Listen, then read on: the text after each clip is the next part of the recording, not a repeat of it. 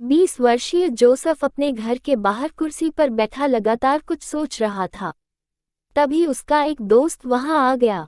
आते ही बोला, क्या बात है जोसेफ, क्या सोच रहे हो? जोसेफ ने उसे सामने वाली कुर्सी की ओर इशारा देते हुए कहा, बैठो वरुण। जोसेफ ने कहा। वरुण ने सामने वाली सीट संभाल ली। साथ ही अपना सवाल भी दोहराया। पूछा, क्या सोच रहे थे? क्या बताऊं यार, बहुत अजीब सी बात है। जोसेफ ने चिंतापूर्ण स्वर में कहा। कुछ बोलो तो सही, बात तुम्हारी समझ से बाहर हो जाएगी। मैं फिर भी समझने की कोशिश करूंगा। तुम बताओ। वरुण जिद पर अड़ गया।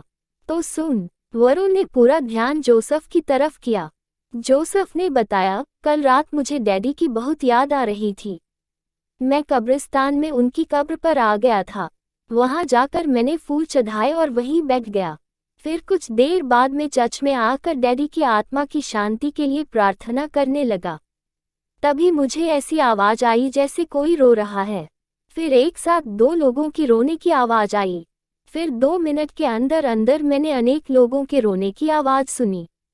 ठीक 3 मिनट तक मैं उन आवाजों को सुनता रहा।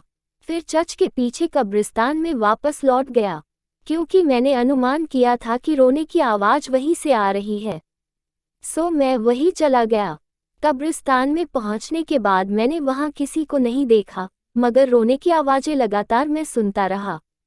मेरा ख्याल था कि शायद किसी को दफनाने आए उनके परिवार वाले अपने की मौत पर रो रहे होंगे, मगर वहां ऐसा कुछ भी नहीं था।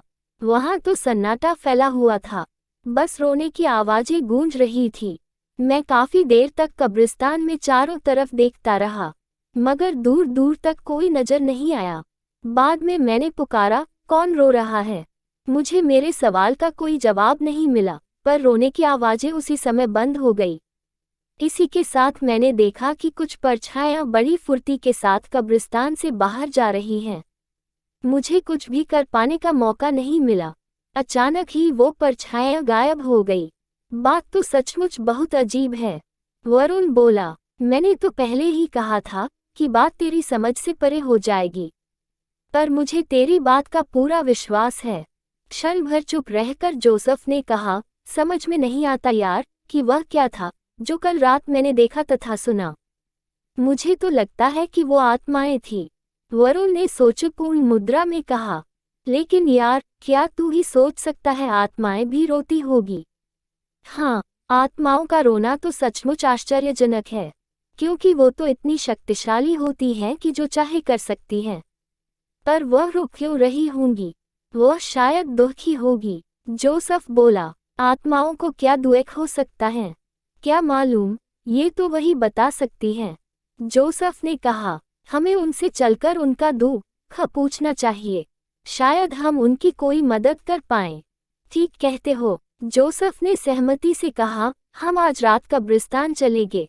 ठीक है, वरुण ने कहा। रात को 8 बजे जोसेफ तथा वरुण कब्रिस्तान के लिए निकल पड़े। रास्ते में ही उन दोनों के बीच बातें हुई। जोसेफ ने कहा, हम पहले चर्च चलते हैं। क्यों? वरुण ने पूछा। मेरा ख्याल है कि हम यही बात फादर को बताकर उनकी हेल्प लेंगे तो यह और भी अच्छा होगा। ठीक कहते हो, वरुण ने सहमति जताई। वे दोनों पहले चर्च गए। चर्च में उन्होंने फादर को सब कुछ बता दिया।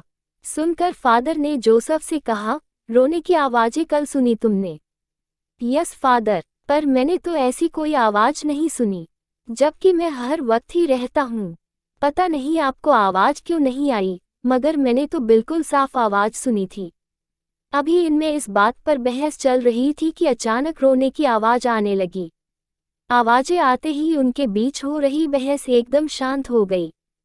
तीनों ने रोने की आवाजें सुनी। उसी समय जोसेफ ने कहा, ये वही आवाजें हैं जो मैंने कल सुन थी। आओ देखते हैं, फादर ने कहा। Best horror stories in Hindi. उसी के साथ वे तीनों वहां से कब्रिस्तान की तरफ चल दिए। कब्रिस्तान में पहुंच तीनों की निगाहें चारों दिशाओं में दौड़ गई, मगर नजर कोई नहीं आया। चारों ओर सुनसान पड़ी थी। पूरे कब्रिस्तान में उन दिनों के सिवा कोई न था। जोसेफ, वरुण और फादर निगाहें गड़ा गड़ा कर देखना चाह रहे थे कि आखिर वो कौन है जो रो रहे हैं, और वो कहाँ पर रो रहे हैं। लाख कोशिश के बाद उन्हें कोई न दिखाई दिया। उसी समय जोसेफ ने पुकारा, तुम कौन हो? क्यों रो रही हो? तुम जो भी हो, हमारे सामने आओ। उसी के साथ आवाजें बंद हो गई। जोसेफ आगे बोला, इस तरह रोते रहने से कोई फायदा नहीं होगा। हमें बताओ अपना दुख, शायद हम तुम्हारी कोई मदद कर पाएं। मगर जवाब में कुछ हासिल न हुआ। न तो कोई सामने आया और न ही कोई आवाज ही आई।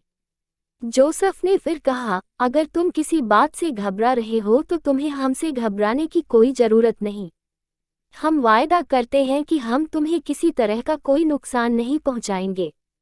बस एक बार तुम हमारे सामने आकर हमें अपने मन की बात तो बताओ। जोसेफ लगातार कुछ न कुछ कह रहा था, मगर उसकी बात का कोई जवाब नहीं मिल रहा था। अचानक तभी जोसेफ, वरुण और फादर ने एक साथ देखा कुछ परछाइयां कब्रिस्तान से बाहर की ओर जा रही है। उसी समय उन परछाइयों को देखते रहकर फादर ने आदेशात्मक स्वर में कहा, ठहर जाओ। फादर के आदेश पर सभी परछाइयां अपने स्थान पर रुक गई। फादर अधीर कदमों के साथ उनके नजदीक पहुंचे। पीछे पीछे जोसेफ तथा वरुण भी गए। कौन हो तुम? दुखी आत्माएं, एक परछाई ने कहा। क्या दुख है तुम्हारा? क्यों रोते हो तुम सब? फादर ने पूछा। हम वो आत्माएं हैं जिनका शरीर एक हादसे का शिकार हुआ था और मिट्टी बन गया था। पर हम उन शरीरों से मुक्त हुई आत्माएं इसलिए दुखी होकर भटक रही है, क्योंकि हमारा अंतिम संस्कार नहीं हो सका है। इस वजह से हम आत्माएं पल पल तकलीफ का एहसास कर रही हैं। हमारा अंतिम संस्कार करो। ठीक है, मैं तुम्हारा अंतिम संस्कार करूंगा, फादर ने कहा। फिर शीघ्र ही फादर ने उन सभी आत्माओं का अंतिम संस्कार कर उन्हें मुक्ति दिला दी। इनके साथ ही सभी